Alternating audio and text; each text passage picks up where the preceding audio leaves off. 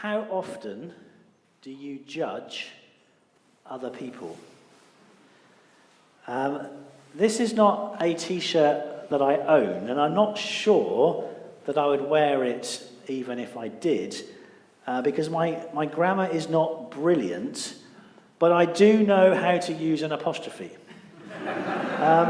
And basic grammatical errors in the emails that you send me do get me clutching for my red pen. I'm the sort of person who, when I go out, I'd like to take with me a great big marker pen so that I can correct signs that have got either missing apostrophes or apostrophes in the wrong place. Some of you may remember that when Graham kicked off this series back in January, he showed us this slide. And Graham sent his PowerPoint to me on the Friday so we could have time to transfer it all to the computer here. And this is the email I sent back to Graham immediately that I opened his PowerPoint. It says, "Thanks, Graham. Itching to correct the grammar on slide 15, but I guess that's the point." And that was the point, because the context of that slide was to do with Jesus' command to show mercy. And today we're going to be thinking about, not about mercy, but about not being judgmental. Two other areas where I am judgmental is people who fill up my social media feed with their Wordle scores, and friends who insist on answering maths puzzles like the one on the screen, but consistently get the answer wrong. So I've got 3 questions for you. How often do you judge others? What do you judge them about? And why? And I am going to ask for some feedback. So just while you're thinking about your answers to those questions, I'm just going to say, hopefully you all had an email from me in the week in which I talked about our church response to living with COVID. And hopefully it has dawned on you that at some point in the not too distant future, maybe in the spring, maybe in the summer, once infection rates have come down, then we will be in a place where I can get you back into small groups or ask you to turn to your neighbour and discuss. But that time isn't here yet. So, responses to these questions, including those of you who are online, I can, as long as you're quick, then I will be able to see your responses. Responses to any of those 3 questions. How often do you judge others? What do you judge them about, and why? Anyone want to suggest something? Mark? Grammar. You also correct people's grammar, yes. I went to a grammar school within that the last book 1 letter was an A. So grammar. Eyebrows. Was that eyebrows?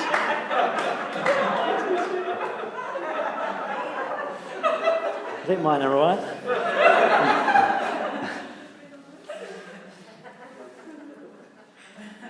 Anyone want to offer some suggestions as to why we might judge others?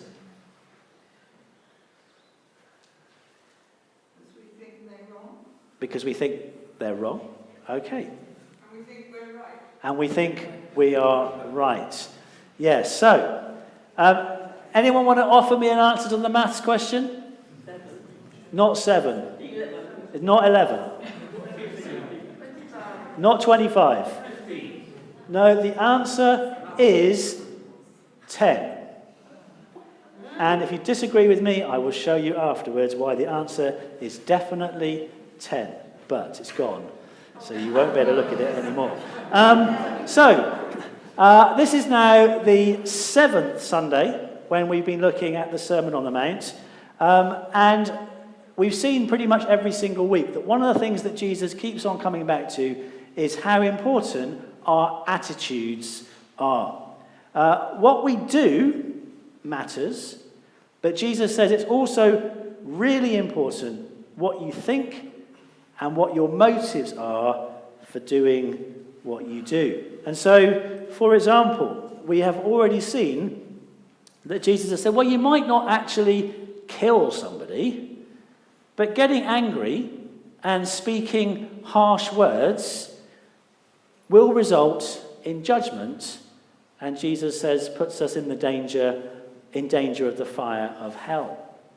But he's also told us that doing the right thing, but for the wrong motives, so for example, giving money to the poor so that other people can see how generous you are, then that means that we will miss out on any heavenly reward that there might otherwise have been.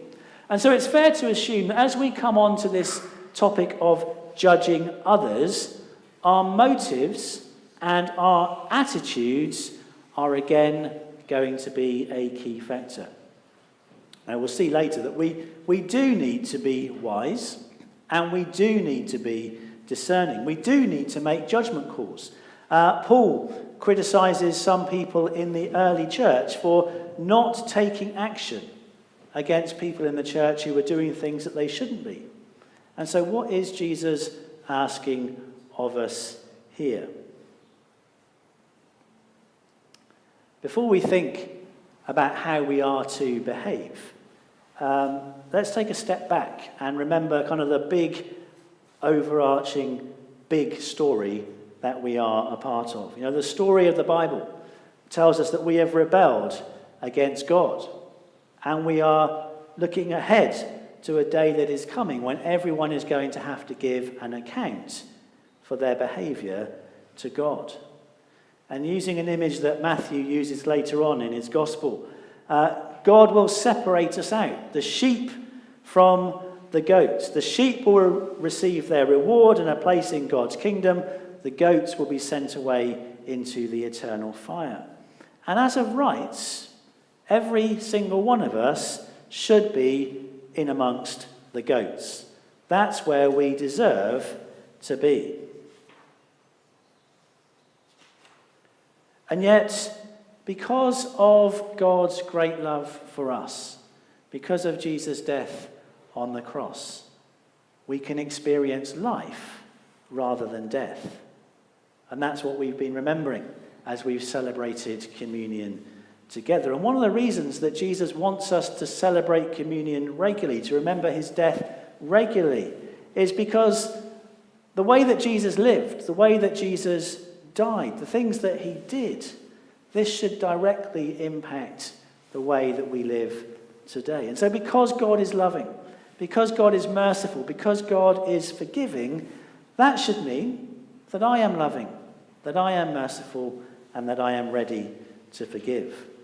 And so when it comes to this theme of judging others, my attitude, my starting point, should be that I am someone that deserves God's judgment. And yet God, through Jesus, has forgiven me. He's shown me his love. He's shown me his grace. He's shown me his mercy. I have a fresh start, a new beginning, a second chance.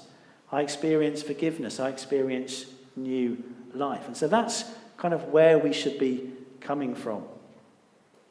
How fast do you have to be to outrun a lion, do you reckon?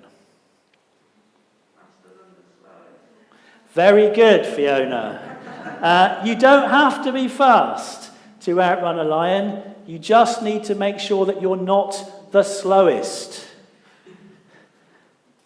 And I think sometimes when we come to this idea, when we start thinking about being judgmental of others, that's part of our mentality. We make ourselves feel better about ourselves by flagging up the mistakes that we see in others. I might be bad, but at least I'm not the worst. And that's sometimes the way that we think. And there's also this thought that as long as people are focused elsewhere, then they're not going to pick up on my faults and my failings. And yet Jesus tells us to be very, very careful if we're being judgmental of others. Before we start pointing the finger at anyone else, Jesus says, take a long, hard look at yourself. And Jesus uses this story of the speck of sawdust and the plank. Some of you will know that one of our trees blew down last weekend, and I was chopping it up yesterday. I'm surprised I can still move.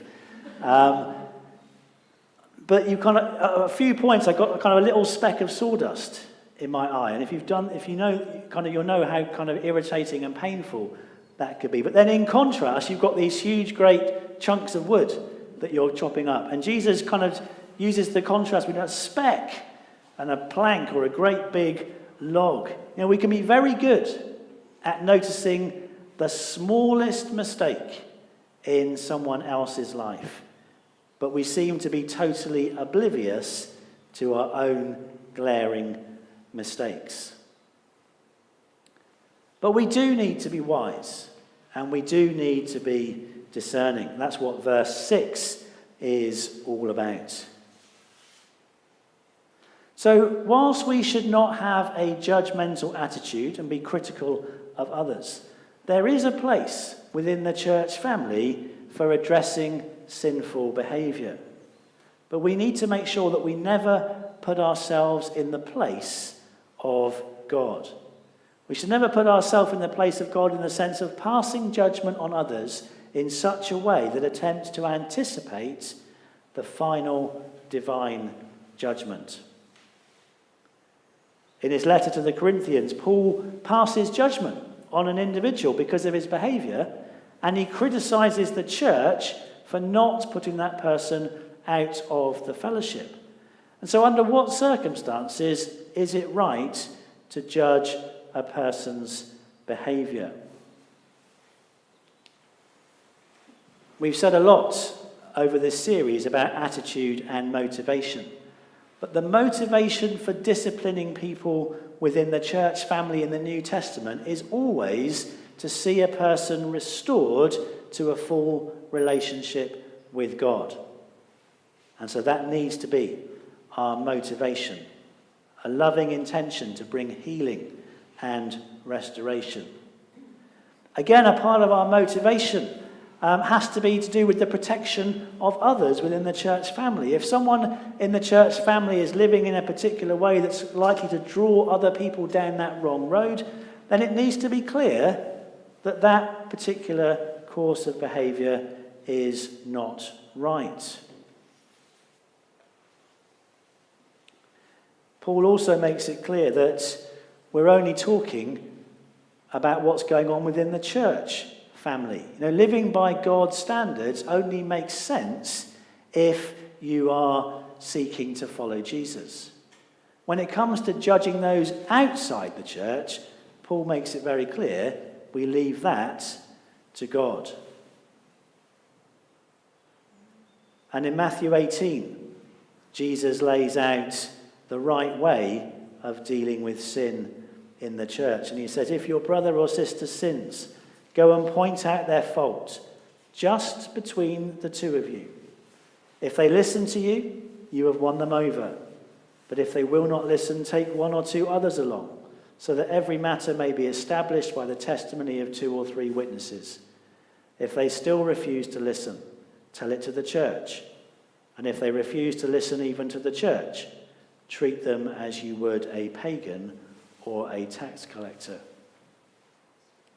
Another really important passage for us as we think about this is Romans chapter 14. And I think one of the reasons that Romans chapter 14 is particularly interesting is because Paul is talking about situations in the life of a disciple where different disciples may come to different conclusions as to what is right before God. And remember, this is Paul talking into his first century context, but he says there might be some of you within that first century context who think it's okay to eat anything, but others of you who are convinced that it's only right to eat vegetables. Or one of you might think that all days are the same, but someone else might think that some days are more sacred than others. Now, we don't have time to look at Romans chapter 14 in detail, so here is a summary, or at least my summary, of what Romans chapter 14 is going on about in relevance to what we're talking about today. So this is not a chapter where Paul is saying anything goes. One thing's okay for you, another thing's okay for me. He's not saying there are no absolutes. He's not saying that everything is relative. That's not what this chapter is all about. But he does say, don't judge. God has accepted this person. They are God's servant. They're not your servant. So what right have you got to be judging them? They will need to stand before God just as you will need to stand before God. They are accountable and responsible to God. Paul also says that everyone should be fully convinced in their own mind. This means that if we're not quite sure about something, we need to put in the work to be sure. We need to find out. We need to read the Bible. We need to pray. We need to talk to Christians who are maybe a little bit more mature than we are. But we need to get to a point where in our minds we are convinced that what we're doing is what God is saying to us. Paul makes it clear again that we will all have to give an account to God for what we have done. And that is not a point at which you want to be saying, but what about them? Because God's not going to be interested in what about them. This is the point we have to give an account for ourselves. And we need to be loving, and we need to make sure that we don't put stumbling blocks in people's way. So, where does that leave us? Basically, don't judge others. But if you feel, after you've prayed about it, that it is right for you to go and correct the behaviour that you've seen in another believer, then be loving and be humble. The reason I say be humble, because you might need to be prepared to be corrected yourself. It might be that you go and see a person about something and they will say to you, but God's not talking to me about that. God's dealing with this in my life at the moment. How's that going in your life? And all of a sudden you find that God's put his finger on something that needs correcting in your life. And then finally, are you the right person to be doing this? How close is your relationship to this person that you feel the need to go and correct? If you've never spoken to them before, then the chances are you're probably not the right person to be highlighting this particular sin in their lives. There will be people that they are closer to who will be doing that.